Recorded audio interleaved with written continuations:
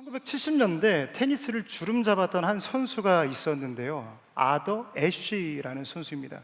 그는 모든 프로 선수가 꿈꿨던 그 그랜드슬램을 달성한 선수였고요.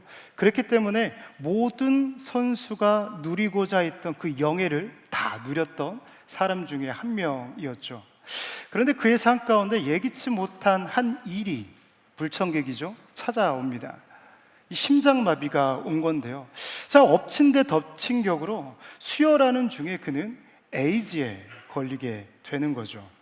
그의 안타까운 소식에 많은 팬들이요 그에게 편지를 보내기 시작하는데, 한 편지가 그의 시선을 사로잡았습니다. 어떤 문장이었냐면요, 왜 하나님은 당신에게 그런 나쁜 병에 걸리게 했을까요? 왜 하나님께서는 그런 나쁜 병을 당신에게 걸리게 했을까요? 참 위로도 아니면서도 격려도 아닌 참 말없는 말 같은데요. 근데 인생이 그렇습니다. 이 형통했던 삶이 손바닥 뒤집듯이 원통한 삶이 되기도 하고요, 희극이 비극이 되는 것이 참 우리가 살아가는 드라마틱한 인생 아니겠습니까? 그런데 문제는요, 다음이죠. 이 다음이에요. 어떠한 사건이 찾아왔는데 도통 그 사건의 이유를 알 수가 없는 거예요. 어떠한 사건이 내 인생에 찾아왔는데 이해할 수가 없다라는 것이죠. 그렇지 않습니까? 우리가 신앙생활을 하지만 모든 상황과 사건들을 다 이해할 수 있는 게 아니거든요. 제가 최근에 팀장 보고서를 보면서 이렇게 시선에 담았던 한 문장이 있는데, 참 신실하게 뉴스송 공동체를 섬기는 리더 지체였습니다. 그런데 어느 날 어머니에게 찾아온 암 소식, 암 통보를 받은 거죠. 여러분, 그 가정 가운데 이 암이라는 손님을 어떻게 이해하고 받아들여야 합니까? 여러분, 꼭 암뿐만이 아니죠. 우리는 하루하루 열심히 살아가지만 이 승진과 취업과 유학과 때로는 대학원의 그 문턱에서 번번이 떨어지는 우리의 인생을 바라볼 때마다 참 낙심이 안 될 수가 없는 거죠. 제가 고등학교 2학년 때 있었던 일인데요, 저는 잘하진 못했지만 뭐든 열심히 하는 학생이었습니다. 여러분, 고등학교 2학년 친구가 맨 앞자리에서 수업 듣는 게 정상적일 수도 있죠. 네. 그런데 제가 그 정상적인 일을 3년 내내 했어요. 여러분, 별로 대단하게 느껴지지 않나 봐요. 저는 그 앞자리를 고수했던 학생이었습니다. 그런데 과학 선생님이요 저한테 딱 지나가면서 했던 말이요 평생에 잊혀지지가 않아요. 뭐라고 말씀하셨냐면, 용서봐, 너는 열심히 하는데 결과가 왜 안 나오니? 미션 스쿨인데 불교학교와 별 차이가 없었던 것 같아요. 학생에게 소망을 주지 않아요. 여러분, 우리는 이러한 인생 가운데 무너짐과 깨어짐을 경험하죠. 때로는 그 문제 앞에서 우리는 이 신앙적 치열함 속에서 답을 찾으려고 노력도 합니다. 금식 기도도 해보고, 작정 기도도 해보고, 새벽도 깨워보고, 말씀 필사도 해보고. 그런데 여러분, 인생의 자그마한 실타래도 찾지 못할 때 우리는 동일한 질문 앞에서 무너집니다. 하나님, 왜 제게 이런 일이 일어났을까요? 누군가는 돌려서 우리에게 이렇게 이야기하죠. 왜 하나님은 당신에게 그러한 나쁜 일을 허락하셨을까요? 여러분, 아더 애쉬도 그러지 않았겠습니까? 그는 굉장히 신실한 청년이었고요, 하루하루를 열심히 살아갔던 아주 근면성실한 사람이었습니다. 그런데 자기는 잘못한 것 하나 없지만 심장마비가 찾아왔고, 자기가 실수하지 않았지만 수혈 과정 가운데 에이즈가 내 몸에 들어옵니다. 그런데 그는 그 질문, 인생에 던져진, 우리가 매일 마주하는 그 질문 앞에 그는 단순하면서도 아주 통찰력 있는 답으로 많은 이들의 마음에 큰 울림을 일으켰는데요, 그는 이렇게 이야기합니다. 테니스를 배운 사람 중에 50만 명이 직업 선수가 됩니다. 그중 5만 명이 리그전에 참가하게 되고요, 그중 5천 명이 그랜드슬램 대회에 참가할 자격을 얻게 됩니다. 그중 50명이 윈블던에 참여할 자격을 얻게 되고요, 그중에 4명이 준결승에, 그중에 2명이 결승전에 오르는데 저는 그 대회에 우승컵을 올렸습니다. 그런데 저는 그 우승컵을 들었을 때 하나님 왜 접니까? 라고 묻지 않았습니다. 그의 답변의 핵심은 이어지는 답변인데요. 만일 저의 승리에 대해 왜 접니까? 라고 묻지 않았다면 저의 실패와 재앙에 대해서도 왜 접니까? 라고 묻지 말아야 합니다. 여러분, 그의 답변 굉장히 단순하지만 울림이 있는 답변 가운데 여러분들의 마음에는 어떠한 동함이 있습니까? 그런데 이 고백이요, 이미 성경 속에 담겨져 있는 고백이더라고요. 제가 오늘 말씀을 준비하면서 구약과 신약을 오가며 묵상을 했는데 사실 그래요. 이와 같은 고백을 한 사람이 바로 다니엘의 세 친구들이었습니다.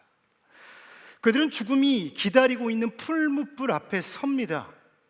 여러분, 먼 타국에서 우상에게 절하지 않고 믿음을 지켰던 사람들 아닙니까?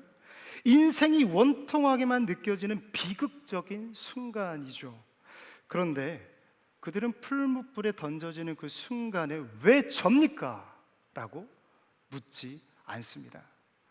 그리고 우리가 다 알고 있는, 또 외우고 있는 아주 유명한 고백을 하는데요. 그리 아니하실지라도, 그리 아니하실지라도. 여러분, 이 말씀을 묵상할 때 여러분들의 삶을 비유한다면 어떻게 한 문장을 만들고 싶습니까? 저는 오늘 말씀을 묵상하면서 그의 그리 아니하실지라도를 이렇게 완성하고 싶더라고요. 그리 아니하실지라도 당신은 옳습니다. 당신은 옳습니다. 여러분, 다윗도 마찬가지죠. 광야의 힘든 나날을 보낼 때 그는요 고백해요. 여호와는 나의 목자시니 내게 부족함이 없으리로다. 다윗의 시편에 인생에 얼마나 많은 고비와 어려움이 찾아옵니까? 그런데 다윗은요, 기름 부음을 받을 때나 어려움을 당할 때나 왜 접니까? 라고 묻지 않아요. 그리고 시편 23편의 마지막 10절 말씀은 어떻게 정리가 되냐면, 우리 함께 읽어볼까요? 시편 23편 10절, 우리 마지막 절입니다. 내 평생에 띄워주시겠어요? 시작.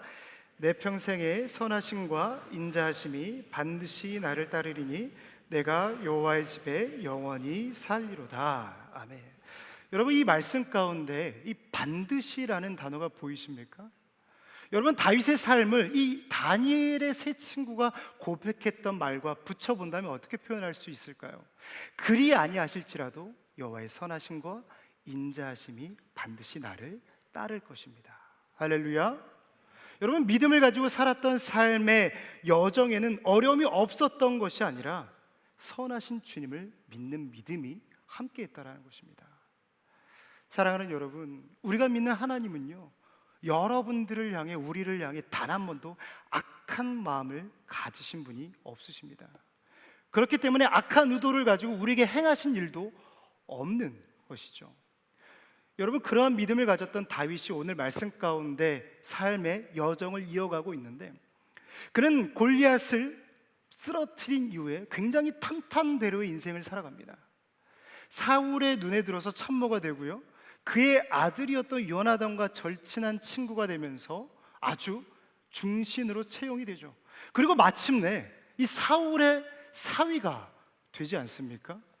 어쩌면 그는 유능했고 그 유능함은 때를 만나서 빛을 발했던 인생이었습니다. 노바디의 양치기 인생에서 썸바디의 로열 패밀리가 된 겁니다. 그러나 여러분, 우리가 아는 것처럼 그의 인생 가운데 아주 절묘하게 꺾이는 인생의 변곡점이 찾아오죠. 이스라엘은 블레셋과의 전투에서 승리하고 돌아오는데요, 그 돌아오는 과정 가운데 온 이스라엘 여인들이 성읍으로 나와서 소고와 경세를 치면서 이렇게 이야기합니다. 사울은 천천히요, 다윗은 만만이라. 여러분, 참 눈치 없지 않습니까? 왕이 앞에 지나가는데 왕을 칭송하는 것이 아니라 다윗은 만만이요, 사울은 천천히라. 제가 최근에 그 대학부 3교구 자체로 운영했던 그 운동에 참여한 적이 있습니다. 구경도 할 겸 갔는데 갔더니 2인 삼각 경기에 저를 껴주더라고요. 그래서 저는 그 안성수 팀장과 함께 호흡을 맞췄고요, 3교구 교구장이었던 김석현 목사님은 박세훈 팀장과 호흡을 맞췄습니다. 여러분, 누가 이겼을까요? 네, 황 목사님께서 지난주에 김석현 목사님을 보고 에티오피아 창 던지는 부족 같다라고 말씀을 하셨는데 마사이 쪽 같기도 해요. 근데 누가 봐도 기럭지가 다르고 자세히 보면 좀 인종도 좀 다른 것 같다는 생각을 저는 합니다. 근데 여러분 결과적으로 봤을 때 여러분 기럭지의 차이는 결국 결과의 차이를 만들거든요. 네, 김석현 목사님이 이겼죠. 그런데 이 경기 후에 저한테 이렇게 찾아오셔서 말씀하시는 거죠. 함께 뛴 세윤 팀장이 너무 열심히라서 제가 어쩔 수가 없었어요. 허허허. 쓰러져도 될 텐데 어쩔 수가 없었어요. 네. 물론 저는 뭐 오히려 놀래서 아니라고 뭐 우리 이벤트 경기인데 왜 당신이 목숨을 거냐고 나는 괜찮다고 이야기를 했는데 한 지체로부터 제보 사진 한 장을 받았습니다. 띄워주시죠. 누가 열심히 뛴 겁니까? 그의 광기 어린 눈빛과 하얀 치아와 올라가 있는 입꼬리, 그리고 한껏 세윤 팀장의 어깨를 짓누르고 있는 그의 손, 사진 한 컷이 모든 것을 말해준다고 생각합니다. 저는 이 사진을 보면서 작년 비전운동회가 생각이 났는데 이 교육자 이어달리기를 했잖아요. 혹 저의 뒤통수를 바라보며 달렸던 황 목사님의 마음이 이와 같지 않았을까. 천천만만 사건이었습니다. 여러분, 인생이 그렇습니다. 참 내 마음대로 풀리지 않고 또 내 뜻대로 되지도 않는 것이 인생이죠. 여러분, 천천만만 사건 이후에 이 다윗이 내리막길을 주구장창 걷지 않습니까? 브레이크 없는 차처럼 그냥 미끄러져 내려가기 시작합니다. 다윗은 광야의 모래폭풍을 맞으며 상하고 찢기고 베이고 정말 노바디 인생, 정말 양치기보다 더 나락으로 추락된 인생을 그는 살게 됩니다. 그런데 그때 다윗은요, 왜 접니까? 라고 묻지 않아요. 사무엘에게 기름 부음을 받을 때도 묻지 않았고 오늘 이 말씀 가운데서도 그는 묻지 않아요. 그리고 다윗조차 몰랐던 그를 향한 하나님의 역전 드라마는 준비되고 있었습니다. 사랑하는 여러분, 여러분들은 지금 어디를 걸어가고 계십니까? 혹 다윗과 같은 엥게디 광야 항복판을 걸어가고 있지는 않습니까? 오늘 말씀을 통하여서 역전시키시는 하나님의 은혜가 함께하기를 간절히 소망합니다. 여러분, 역전시키시는 그 하나님, 그 하나님의 은혜 가운데 젖어들 때 우리의 삶에 보이지 않던 길이 보이기 시작하는 것이죠.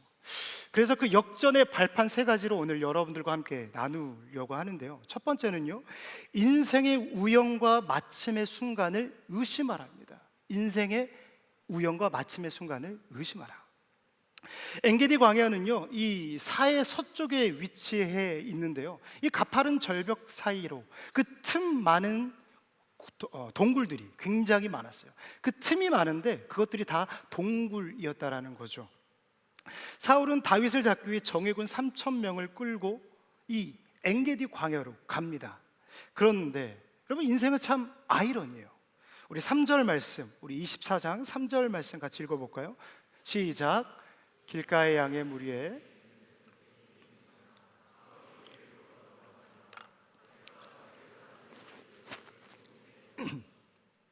여러분, 용변이 급한 사울이 아무 동굴이나 하나 들어갑니다. 그런데 아무 동굴이나 들어갔는데 거기에 누가 있었던 거예요? 다윗과 600명의 용사가 있었던 것입니다. 누군가에는 우연이고 누군가에게는 마침의 순간이었겠죠. 여러분, 성경에는 의외로 이러한 우연과 마침의 순간들로 굉장히 가득해 있는데요. 우리 룻기 2장 3절에서 4절 말씀 같이 읽어볼까요? 3절에 4절. 네, 시작. 룻이 가서 패는 자를 따라 밭에서 이삭을 줍는데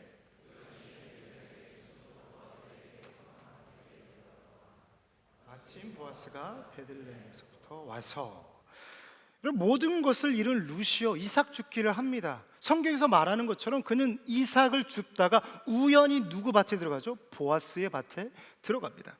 그런데 마침 보아스가 밭을 지나가다가 룻을 본 거죠. 그러면서 예수 그리스도의 계보는 시작이 된 겁니다. 어쩌면 예수 그리스도의 계보, 이 다윗의 계보는요, 우연과 마침에서부터 비롯된 역사적 사실입니다. 여러분, 제 삶에도요, 이 우연과 마침이 있었는데요. 저는 아내와 첫 만남이 그 장소가 좀 특별했습니다. 교회, 카페, 어떤 공동체? 아니요, 저는 병원에서 만났습니다. 병원에서 만났는데 제가 허리가 안 좋았었어요. 허리가 안 좋아서 물리치료를 받으러 간 거죠. 근데 문을 열고 한 여자가 들어오는데 이런 소리 안 들렸고요. 여러분, 뭐 이런 소리 있잖아요. 뭐 천생연분을 만나면 이렇게 사랑의 종소리가 여러분, 이명. 대학부 26으로 들린다? 주님의 총소리예요. 여러분 아시겠죠? 네, 들리거든 이재민 목사님을 찾아가세요. 여러분, 근데 이 제가 우연과 마침이라고 했잖아요. 우연히 마음에 든 여자를 만난 거죠. 그 당시 제가 이제 모교에서 이 방송실 영상 스위처를 맡고 있었습니다. 이제 카메라를 넘겼던 거죠. 근데 몇 년째 해오고 있었어요. 그런데 그 주에, 그날에, 그 3부 예배 때 그 여자가 보이는 거예요. 뭐 네 여자인데 뭐가 신기하냐, 뭐 이런 표정으로 보고 계시는데, 뭐 결론적으로는 그래서 아름답게 행복하게 잘 살았다, 뭐 그런 이야기입니다. 여러분, 그런데 우리가 살아가는 인생 가운데 이러한 어떤 취업과 유학과 승진과 나에게 득이 되는 우연과 마침이 연속되면 얼마나 좋겠어요. 너무 행복하죠.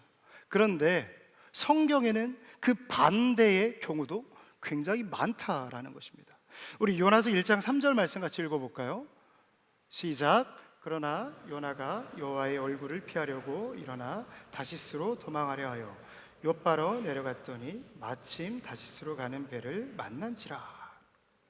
요나가 여호와의 얼굴을 피하려고 다시스로 가려고 합니다. 근데 그때에 마침 다시스로 가는 배를 만나게 된 거죠. 여러분, 요나의 입장에서는 굉장히 기분이 좋았을 겁니다. 이 마침이거든요. 성경도 마침이라고 이야기해요. 그러나 성경에서 여러 군데에서 마침이라는 단어를 쓰고 있지만, 선이 되는 마침도 있지만 오늘과 같은 경고성의 마침도 있다라는 것이죠. 여러분, 사울도 마찬가지입니다. 우리가 읽었던 이 사무엘상 23장 말씀을 보면요, 다윗이 잠시 그일라에 머물게 되는데요, 누군가가 다윗을 밀고 간 거죠. 고자질한 겁니다. 그때 이 사울이 한 말이요, 굉장히 의미심장해요. 우리 같이 읽어볼까요? 7절 말씀을 세 번역으로 읽어보겠습니다. 시작. 한편 다윗이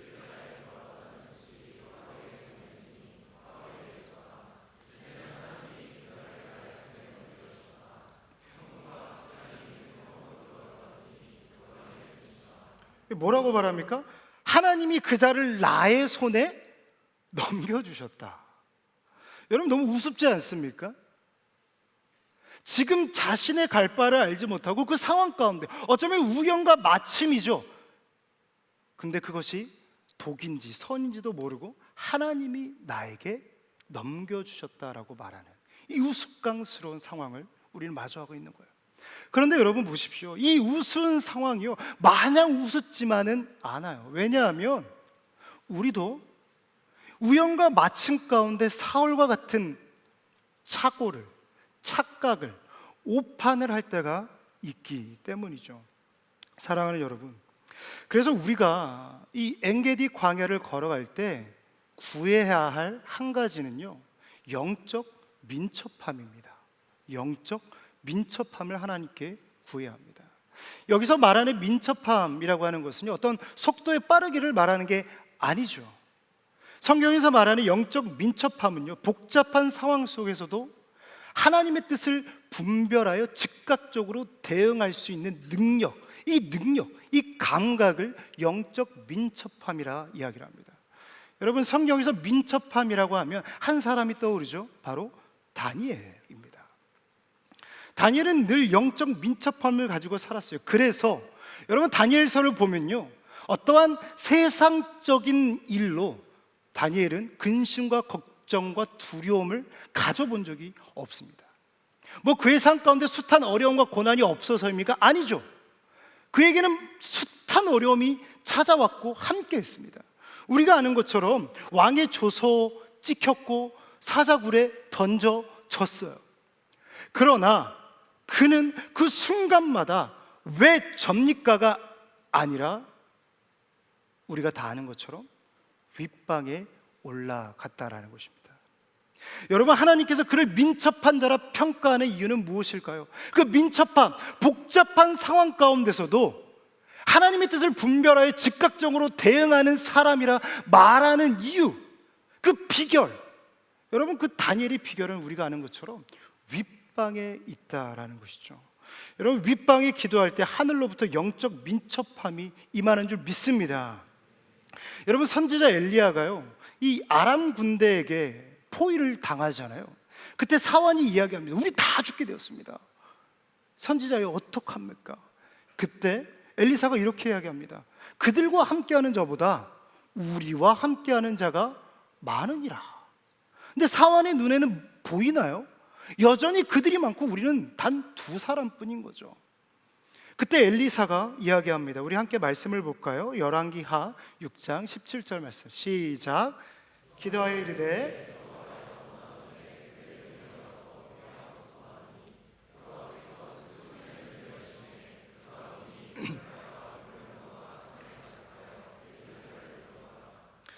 아멘. 여러분, 기도할 때 영안이 열려서 하나님의 일하심을 보게 될 줄 믿습니다.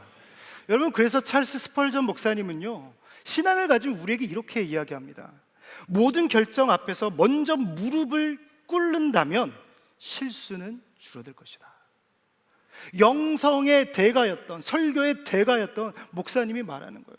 우리가 모든 선택의 순간에 하나님께 무릎을 꿇는다면, 어떤 지혜를 갖는 게 아니에요, 어떤 경험을 가지고 판단하는 게 아닙니다. 기도할 때 우리는 실수를 줄일 수 있다라고 이야기를 하는 거죠. 그렇습니다. 사랑하는 여러분, 좋은 게 좋은 것이 아니고요, 나쁜 게 나쁜 것이 아닐 수 있습니다. 우연과 마침의 순간이 찾아올 때 여러분, 윗방에 올라가십시오. 그 윗방에 올라가서 예수 그리스도를 선포할 때 그 능력이, 그 영적 민첩함이 여러분들의 머리 가운데, 그 상 가운데 함께 할 줄 믿습니다.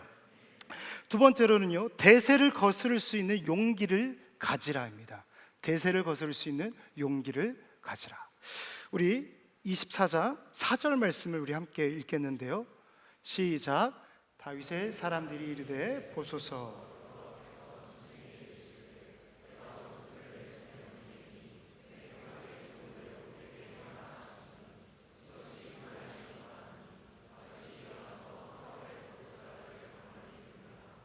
아멘. 오늘 본문을 보면요, 다윗이 넘어야 할 산은요, 사울만이 아니었습니다. 여러분, 여론이 참 무섭다 생각해 보신 적이 있습니까?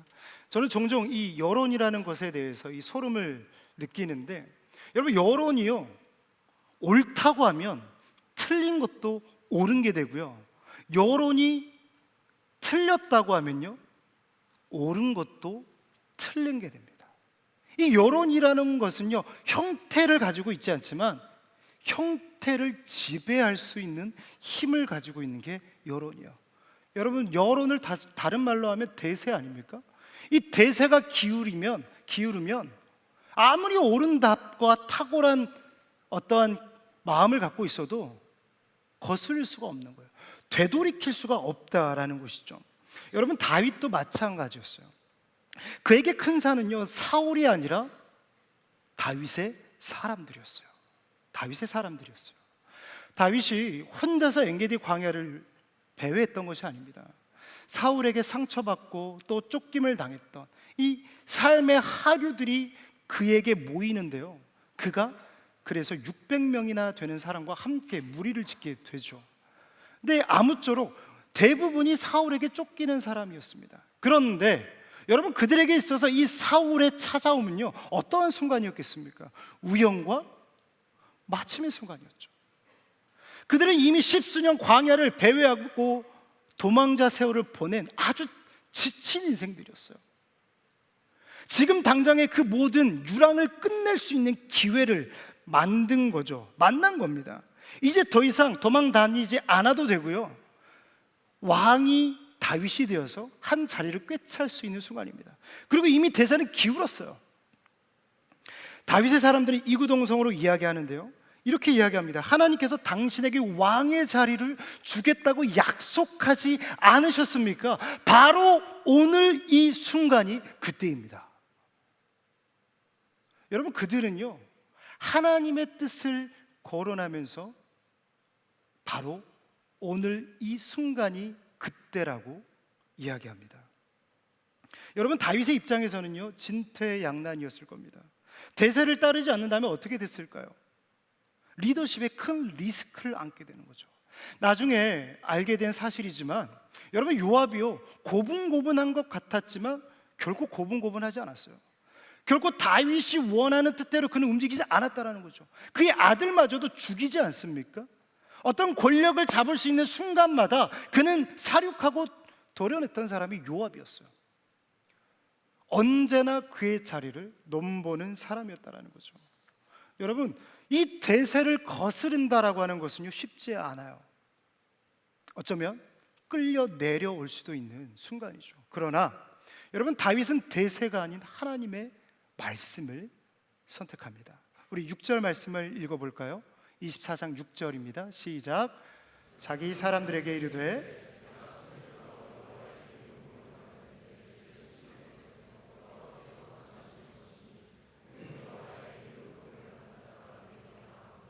아멘. 여러분, 이 말씀을 그냥 읽어서는 안 됩니다. 앞서 말씀드렸던 것처럼 이 열어내는 힘이 있거든요. 대세가 기울으면요 우리는 꼼짝달싹 할 수 없이 따라갈 수밖에 없는 거예요. 여러분, 모두가 이해할 때 아니할 수 있으세요? 모두가 아니할 때 여러분 이해할 수 있으세요? 쉽지 않거든요.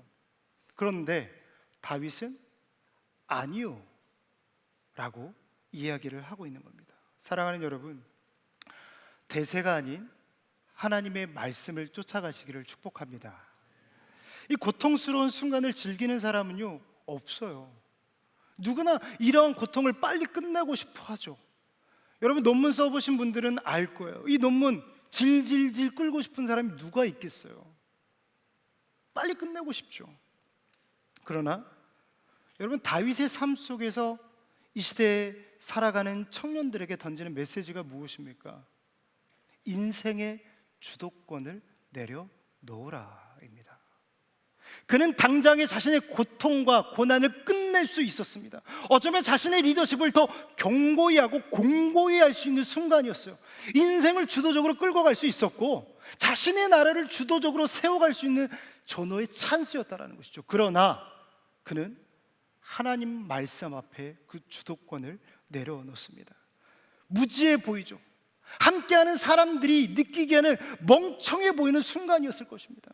여러분, 그런데요 하나님을 믿고 따라간다라고 하는 것은요 이처럼 멍청하고 모자라 보이는 거예요. 모두가 노할 때 예스할 수 있어야 되고요, 모두가 예스할 때 노라고 말할 수 있어야 됩니다.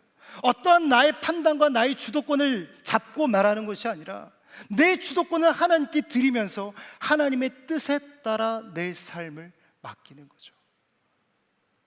여러분, 인생은요 어떠한 엔진을 가진 배가 아니고요 돛담배예요. 성령의 바람에 따라 가는 거예요. 여러분, 다윗의 삶이 그렇지 않습니까? 그는 이 이후에도 한 번 더 죽일 수 있는 기회가 찾아옵니다. 그러나 그는 불어오는 성령의 바람에 따라 자신의 삶을 맡기는 거예요. 여러분, 그 바람에 맡길 때 결국 그 종착 항구는 어디였습니까? 하나님이 세우신 하나님의 나라, 온전한 이스라엘이었습니다. 여러분, 시간이 걸릴 수 있고 내 뜻과 다를 수도 있습니다. 그러나 여러분들이 엔게디 광야를 걸을 때 여러분들을 향해 불어주시는 그 성령의 생기를 따라가시기를 간절히 소망합니다. 여러분, 다윗의 위대함은요 그래서 왕자에 있는 게 아니에요. 그는 처음부터 끝까지 하나님의 마음에 합한 자였습니다. 여러분, 하나님의 마음에 합한 자, 그 합한 자는요 추상적인 표현이 아니에요. 내 마음이 네 마음이고 네 마음이 내 마음이다, 이게 아니에요. 나의 인생에 주도권을 내려놓는 것, 내가 고통스럽지만 그 고통을 하나님 뜻 가운데 맡기고 견디며 끌고 살아내는 삶, 이것이 하나님의 마음에 합한 자가 살아내야 할 광야의 모습이라는 것이죠. 여러분, 하나님의 마음에 합한 자가 되시기를 소망합니다. 때로는 세상이 내 마음을 몰라준다 할지라도 대세가 아닌 하나님의 말씀대로 행할 수 있는 용기가 함께하기를 축복합니다. 마지막인데요, 이심전심의 자세를 갖추라입니다. 이심전심의 마음을 갖추라. 여러분, 이심전심의 뜻을 모르시는 분은 없을 겁니다. 이 마음과 마음이 이어져 있는 것, 또 마음과 마음이 소통하는 것이 이 이심전심 아닙니까? 근데 제가 설교를 준비하면서 이 단어를 검색하는데요, 굉장히 새로운 뜻을 찾았어요. 이 뜻의 유래가요, 이 단어의 유래가요, 불교에서 유래된 말이더라고요. 제가 다른 표현을 쓸까 하다가 황대선 목사님이 반야신경도 읽는데 이심전심이 대수냐 생각하고 제가 그대로 쓰려고 합니다. 제가 3번 남았어요. 오부 사회가 3번 남았습니다. 항공권 잘못 끄는 사람, 어린 나귀, 다락방의 나쁜 젠, O형 남자, 저희 아내가 가지고 문자 보내가지고 제 평생에 얻은 별명보다 2개월 동안 얻은 별명이 참 많습니다. 곧 제 등에서 황 목사님이 내려옵니다. 저는 그날 마음속으로 외칠 겁니다. 도비는 자유예요. 자유예요. 말은 이렇게 했지만 여러분, 황 목사님과 저의 관계는 늘 행복하고 늘 좋고 이심전심 이런 건데요. 여러분, 사람이요, 어떠한 표현의 관계가 깨어지는 게 아니더라고요. 어떠한 말을 해도 이심전심의 마음이 있으면요, 그 말이 달갑고 달고 좋더라고요.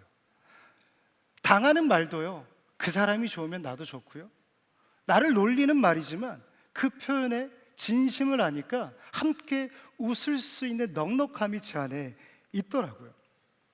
여러분, 우리가 다윗을 존경하지만 결코 그는 완벽한 사람은 아닙니다. 우리가 아는 것처럼 그는 치명적인 죄를 2번이나 지었죠.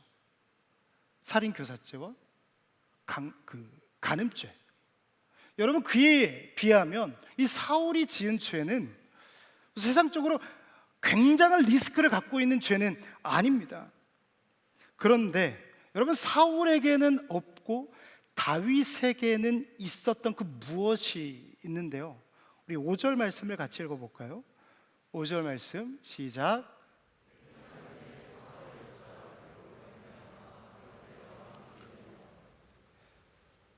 오늘 말씀을 보면 마음에 찔려. 여러분, 다윗은 자신을 죽이려 했던 자의 옷자락만 베었을 뿐입니다. 근데 그게 그렇게 큰 죄입니까? 근데 마음에 찔려요. 여러분, 이 표현을 어떻게 받아들이십니까? 하나님의 마음이 그의 마음에 부딪힌 거죠. 옷자락을 베는 것조차도 하나님이 싫어하셨던 그 마음이 그의 마음에 부딪힌 거예요. 다윗의 사람들은요, 자신의 목적과 감정 속에 함몰되어서 하나님의 마음을 단 한 명도, 600명 중에 단 한 명도 느끼지 못했습니다. 그런데 다윗은 달랐어요. 옷자락만 베었음에도 불구하고 그는 찔려 하죠. 뿐만 아니라 법궤가 들어왔을 때 그는 바지가 벗겨질 정도로 기뻐했고요, 그는 죄를 지었을 때 옷을 찢고 눈물로 요를 다 적실 정도로 그는 통곡했던 왕입니다. 왜요? 하나님 아버지의 마음이 그의 마음에 부딪혔기 때문입니다. 그렇습니다. 여러분, 학업, 직업, 관계, 교회, 봉사까지 우리의 모든 사역의 출발은요, 하나님의 마음에서 출발해야 합니다. 그것이 우리의 길이 되기 때문이죠. 특별히 저희가 단기 선교를 이제 앞두고 있는데요, 에티오피아, 필리핀, 캄보디아, 이 3나라를 향해 나아갑니다. 이미 이번 주부터 새벽부터 기도하고 있고 저녁 늦게까지 강의와 어떤 프로그램 준비, 이어지는 회의 속에서 40여 명의 팀원들이 애쓰고 있습니다. 그런데 여러분, 중요한 것은 무엇입니까? 하나님의 마음에서 출발하는 것입니다. 더 나아가서 다음 주에는 저희 대학부가 구국성회에 참여해서 이 장병들에게 복음을 전하는 사역을 감당하게 되는데요. 여러분, 사실 이 단기 선교와 국내 선교 어느 것 하나 가벼운 것은 없습니다. 다 중요하죠. 하지만 선교를 임하는 자세에서 놓치지 말아야 할 것은요, 역시나 이심전심입니다. 내가 무엇을 할 수 있느냐가 아니라 하나님이 무엇을 하려는가에 집중하고 거기서 출발해야 한다라는 것이죠. 여기에 단기 선교에 참여하는 지체들이 있고 또 우리 모두는 보내는 선교사로서 함께 할 것입니다. 여러분, 남은 한 달의 시간이 어떠한 사역도 준비해야 되지만 이 하나님 아버지의 마음을 묵상하면서 걸어가는 우리 모두가 되길 간절히 소망합니다. 말씀을 마치려고 하는데요, 나니아 연대기를 쓴 C.S. 루이스가 있습니다. 우리 담임 목사님께서 자주 언급한 목사님이신데 그는 참 굴곡진 인생을 살았어요. 9살에 어머니가 죽습니다. 그는 그때를 회상하면서 이렇게 표현을 하는데요, 나는 기도했지만 어머니는 낫지 않았다. 내 기도는 허공에 닿지 못한 채 사라졌다. 그러면서 이렇게 남깁니다. 나의 내면의 세계가 그때 무너졌다. 9살의 어머니를 여의고 그는 자신의 삶의 모든 것들이 무너졌다라고 이야기를 합니다. 또한 사랑하는 아내가요, 결혼한 지 4년 만에 암으로 죽거든요. 그는 그 순간 이렇게 이야기합니다. 하나님은 우리가 가장 절실히 필요할 때 문을 걸어 잠그고 침묵하신다. 나는 하나님께 매달렸고 그분은 병만 남긴 채 사라지셨다. 참 비극적인 인생입니다. 참 인생이 원통하죠. 어쩌면 그는 다윗과 같은 엔게디 광야를 걸어갔는지 모르겠습니다. 그래서 그는 살아가면서 무신론자의 삶을 살아가 보기도 하죠. 그런데 그의 저서 중에 예기치 못한 기쁨이라는 책이 있거든요. 근데 그 책의 한 대목에 그는 이렇게 이야기를 합니다. 지금은 몸이 아프고 물질적으로 힘들고 만 가지의 어려움이 함께하지만 뜻밖의 나의 생각을 넘어선 은혜가 내 삶 가운데 찾아왔습니다. 비극적인 인생, 희극적인 인생, 아주 원통한 인생, 하나님이 없다라고 고백했던 그의 인생 가운데 그의 끝자락은요, 예기치 못한 기쁨이 찾아왔습니다. 사랑하는 여러분, 그 하나님이 우리 하나님인 줄 믿습니다. 여러분, 도통 이해할 수 없는 삶 가운데 우리는 어떠한 마음을 가지고 삶의 걸음을 이어가야 될까요? 도통 깨달아지지 않는 그 하나님의 우연과 마침 속에서 우리는 어떠한 길을 걸어가야 할까요? 모든 사람이 연민 가운데 나를 위로하는 것처럼 보이지만 이미 내 삶을 실패로 대세가 기울어져 버린 것 같은데 그 대세를 어떻게 뒤집겠냐라는 거죠. 여러분, 우리는 그때에 하나님의 마음으로 돌아가 그 마음에서 다시 출발해야 될 줄 믿습니다. 우리 그 마음을 품고 주의 자녀로 산다는 것을 고백하며 나아가겠습니다. 주의 자녀로 산다는 것을, 주의 자녀로 산다는 것을 불 가운데로 걸어가는 것, 그 속에서 진실하게 날 지키시는 그 손길을 경험하는 주의 자녀로 산다는 것을, 바다 위를 걸어가는 것,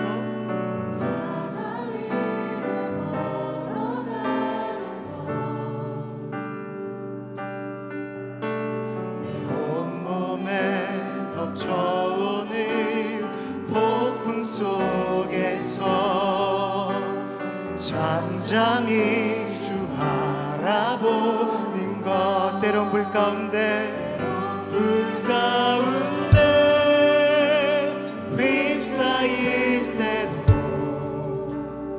폭풍 가운데 무너질 때도 주님 내 곁에 함께 하시네. 가장 가까이에 함께 하시네. 우리 한번 더 고백할까요? 주의 자녀로, 주의 자녀로 산다는 것은 주님이 허락한 불 가운데로 걸어가는 것입니다. 우리는 마침 그 속에서 신실하게 날 지키시는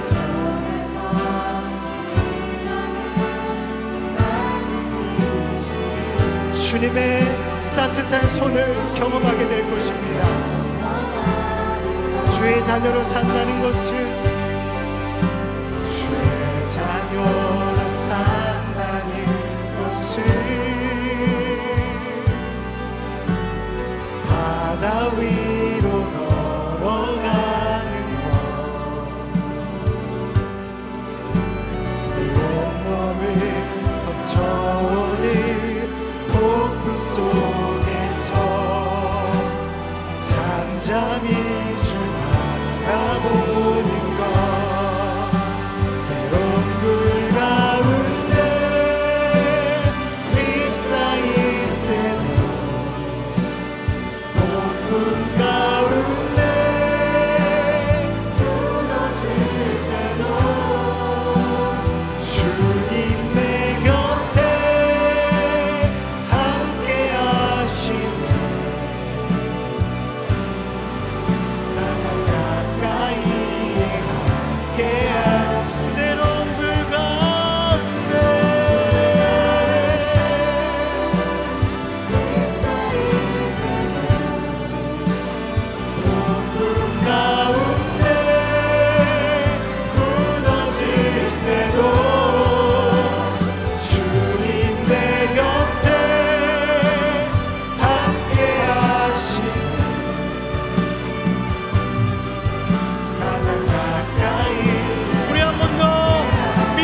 올려드리며 고백합니다.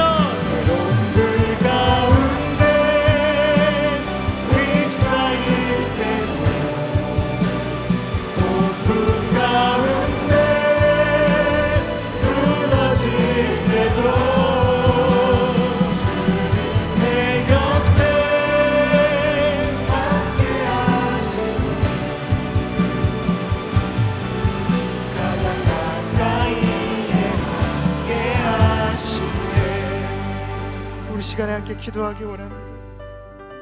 여러분들의 삶 가운데 만나는 광야는 어떠한 광야입니까? 푸른 풀밭 신의 문가를 지나가고 계십니까?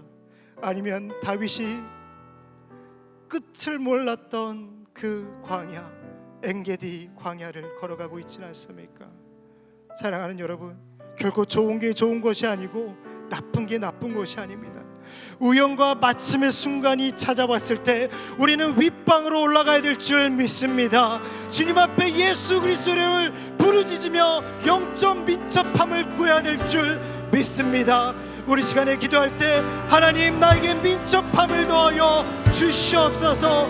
대세에 무너지지 않게 하여 주시고 대세를 말씀으로 돌파할 수 있는 믿음을 더하여 주시옵소서. 주시옵소서. 우리 주님 세 번 부르짖고 기도합니다. 주여 주여 주여. 살아계신 하나님, 살아 역사하시는 하나님, 내 삶을 인도하시고 주장하시는 하나님 아버지, 오늘도 우리는 숱한 우연과 마침의 순간을 경험합니다. 하나님, 마음의 어려움을 만났을 때에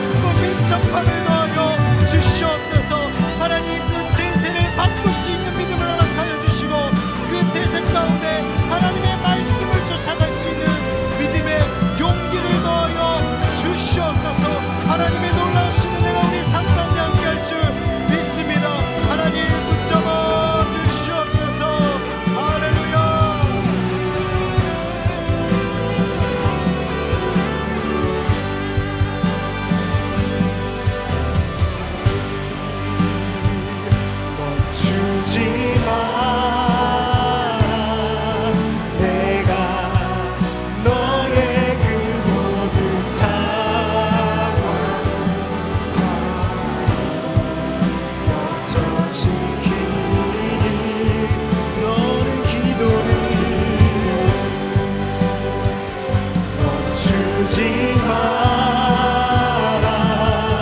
내가 잠시도 쉬지 않고 모든 걸 지켜보고 우리 함께 고백합니다. 너 기도를 멈추지 말라.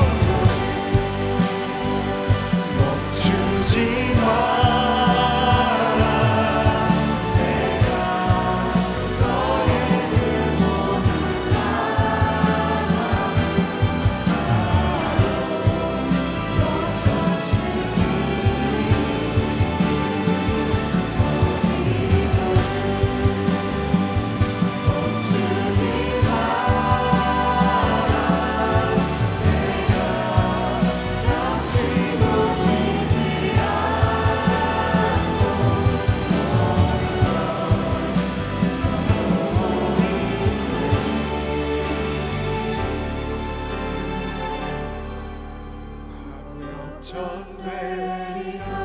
우리 시간 마지막으로 한번 더 기도할 텐데요. 이 시간에 기도할 때 하나님, 나에게 능력을 허락하여 주시옵소서.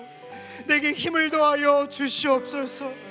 하나님, 대세를 역전시킬 수 있는 믿음을 허락하여 주시옵소서. 내 모든 삶의 시작이 하나님의 마음이 되게 하여 주시옵소서.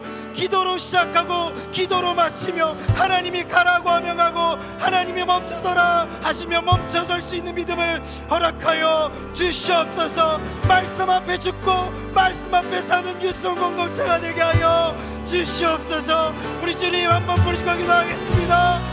주여,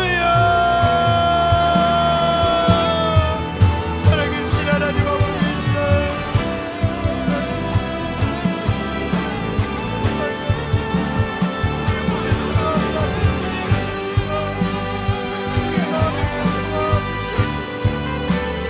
하나님 당신의 마음을 내게 허락하여 하나님의 마음이 내 마음에 부딪히며 하나님 내 고집과 내 아픔과 내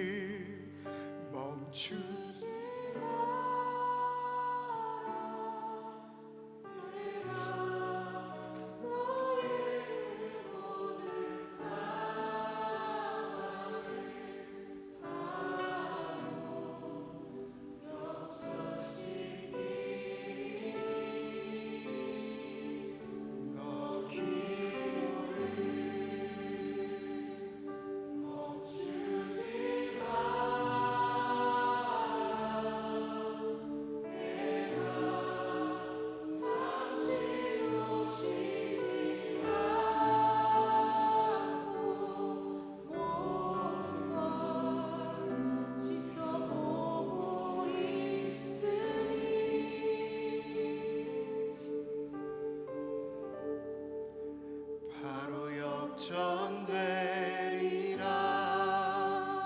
참 좋으신 하나님 아버지, 엔게디의 광야를 걸어가는 귀한 지체들의 삶을 더욱더 귀하게 보듬어 주시옵소서. 원석과 같은 인생이 그 광야를 통하여 보석이 되게 하여 주시고 머난 돌이 적마자 머릿돌이 되게 하사 이 교회와 이 땅에 하나님의 나라를 세워가는 종들이 되게 하여 주시옵소서. 그들의 삶 가운데 모든 것을 보고 계시고 알고 계시며 인도하시는 주님을 신뢰합니다. 하나님의 때에 반드시 역전되어 하나님의 영광이 그들의 삶 가운데 드러날 줄 믿습니다. 하나님, 그때까지 믿음을 더하여 주시옵소서. 대세를 거슬러 하나님의 말씀을 붙잡는 주의 종들이 되게 하여 주시고 우연과 마침 속에서도 윗방에 올라가 하나님 앞에 부르짖는 종들이 되게 하여 주시옵소서. 그곳에서 주님의 마음을 깨달아 주님의 마음을 향해 순종하며 이 세상을 살아가는 우리 모두가 되게 하여 주시옵소서. 살아계신 예수님의 이름으로 기도드리옵나이다. 아멘.